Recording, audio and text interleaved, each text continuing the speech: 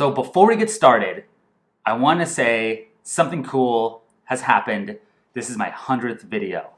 Woo! Woo! Woo! Or should I like a little like, what do you call this? The whistleblowers? Yeah. Yeah, it's rad. That is all in a year. So my first video is January 1st, and today is November 20th. You're going to be seeing this tomorrow, and then Thanksgiving 2 days after that. Let's get into what we want to talk about today. And that's pairing beer and wine with your Thanksgiving. We'll go through some beer for sure, but there will be wine involved. So now this is our recommendation, some things that we think that you would like, that we like. Not the end-all be-all, drink whatever you want, we say. I think it's appropriate if we at least have a beer while we talk about it. I got here my Hoppy Saison. This is brewed back in May. I'll link the recipe in the description below. I know it's Brett is in it, WLP 648. So there's some lactobacillus in this as well, which I don't think it really ever soured. I think it just sort of got more funky than anything. But, you know, so this has been a while, 6 months now. So It smells awesome. that smells awesome. I know, the Belgian yeast, the Saison yeast, I should say, was the 3711. That's good. That's hoppy. Wow. But that's cool. It's like a funky sort of element going on to it. The hops have barely faded. Yeah. It's definitely horse blankety. Yeah. It's cool. Let's go through this. Let's start with when you first arrive and you're with your family or friends and you like, what should we drink? I would say for beer, you gotta go lager, something not very hoppy. A light blonde ale could even be good. Something that's like not gonna burn your palate before the meal. Maybe something low in alcohol I'd really highly recommend for beer because you're probably gonna be drinking all day and you don't want to get too trashed.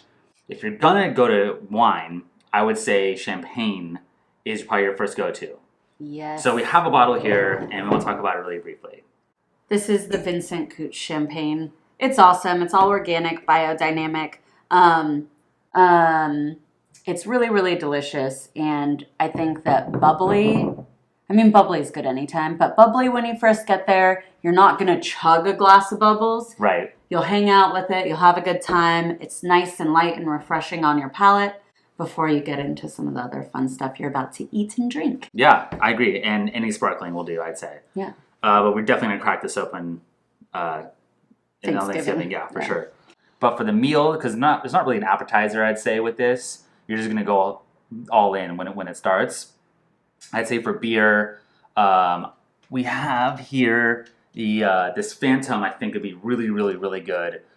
It is really nice. Has the nice the phenols that you can get from a Belgian Saison beer, but it's definitely not near as harsh. I would say probably more on the mild side. I think the clovey and spiciness of this that does come through would pair very well with the cranberry sauce, with the turkey, with the stuffing, because it's not gonna overbear it, but I think it's gonna play really nicely. I think a bière de garde will go great. If you really want to just focus on something that is, you know, again, not gonna wreck your palate, you want to taste everything. I think a light lager could work pretty well, or a blonde ale or something like that. Let's go on to wine. What wine do you think would go well if you're going to drink a good red with the meal? I go, hands down, for Beaujolais Nouveau. I'll show you the label again. Beaujolais Nouveau is known as Thanksgiving wine. And what Beaujolais Nouveau is it is a wine that is made from the area of Beaujolais, which when you're there, you're having a grape called Gamay. But Nouveau in particular is only released once a year. We only get it one time. And it's always released the third Thursday of November. So 1 week before Thanksgiving. Yeah. And it's 2017 grapes. So it's literally, they just picked their grapes and harvested them. And they do a super fast fermentation with them, get it in the bottle, and it's out. So it's really, really fast wine, but it's really refreshing. They're typically a little lower in alcohol. They're easier drinking, and it's just like this nice, bright fruit. It's like, kind of like your cranberry sauce. This is like your cranberry sauce of wine. It's just fresh, and it's got nice acid, and it's just easy drinking wine juice. I do want to talk about like a potential off the beaten path beer you could drink during your meal that I think people would consider more of like a dessert. and it would work great with dessert. But I honestly think it would go well with the meal itself.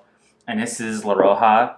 This is the Jolly Pumpkin, and this is a like Belgian style sour, more on the Flanders side. So you're gonna get more of the darker cherries, that sort of thing going on. Probably more wine characteristics, I'd say. Caramel fruits. It's a little bit of spice. I think this would be great. I might even drink this during the meal over this Phantom. While this Phantom is, obviously going to be really great. This also, I think you could do well with any dessert, especially like a fruited dessert. I think it would go really well. But that is, I think an alternative option. Another alternative option for wine would be Chardonnay, correct? Yes. But not the Chardonnay that you're thinking of Chardonnay. Yeah, this is different. So this is a wine out of an area called Jura. Jura is also in France, and it is, so what they do with the Jura wine, Chardonnay, we've all had it. We've had Grandma's Chardonnay, that's huge, oaky, buttery bomb. It's like buttered popcorn. This, they do totally different. So the yeast actually, I forget what they call it in beer, but in wine, it forms a veil that they call a floor. And so this Chardonnay... CO2 cap, I guess? I guess you could say. No, like during fermentation, the veil. Oh, the Krausen sort of thing? Yeah. Yeah. So or it'll do a pellicle. That's okay, what where the it bubbles is. form on top? Yeah, so it does this yeast layer that kind of protects the wine from becoming totally oxidized. Cool, that's what pellicle does for beer. Yeah, same thing. So they do that process with the wine, and it gets almost this sort of sherry thing without being fortified wine. Like a dry sherry thing. So you get a bunch of nuttiness to it, some of that funk, all the things that'll kind of change the composition of the wine. I love this stuff. Yeah, this here, if you hate that buttery Chardonnay, this is not that. This Nothing even close. So moving on, let's go to like what would be our dessert. I think the obvious go-to, I think what you're thinking, I'm thinking a big stouts. Imperial stout would be great. A barley wine. I'm probably going to open this up for dessert. This is the Goose Island Bourbon County barley wine.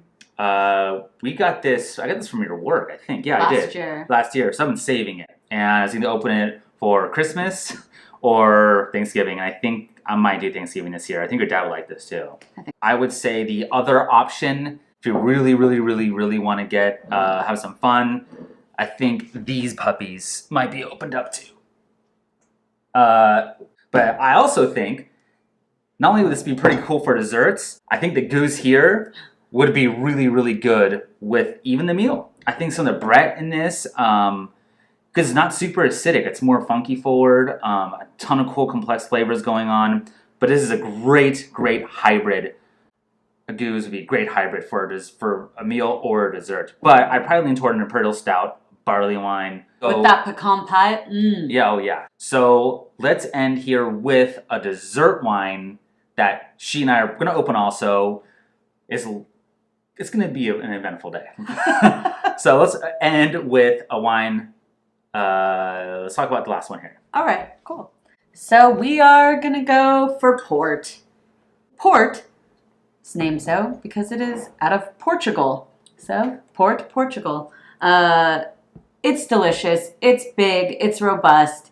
It's sweet, but it's not your typical candy sweet. That's true. It's just very rich fruit. Yeah, I remember the first time I thought port was too sweet, and this was like young port can be. But we did a flight once where it was like 20 years and like 30 years Yeah, they gave and us like all different ones. 10 years, and the older you get, it tastes like nothing like wine. It was like this amazing, like soft, like fruity, like really, really delicious thing. So yeah, I think port is a great go-to. You could also go with any sort of like, I'd say dessert white if you're into that would be good with it. Moscato d'Asti is for the girls that want a little sweet white wine with bubbles. It's awesome. Say it again, Moscato what? Moscato d'Asti. And is that the sparkling one? That's the sweet sparkling. The sweet sparkling. Cool, yeah, so these are our recommendations. Drink whatever you want. And feel free to comment below. Anyone who has any great suggestions for beer or wine, please comment. I would love to hear your thoughts on that. So yeah, get out there and enjoy Thanksgiving.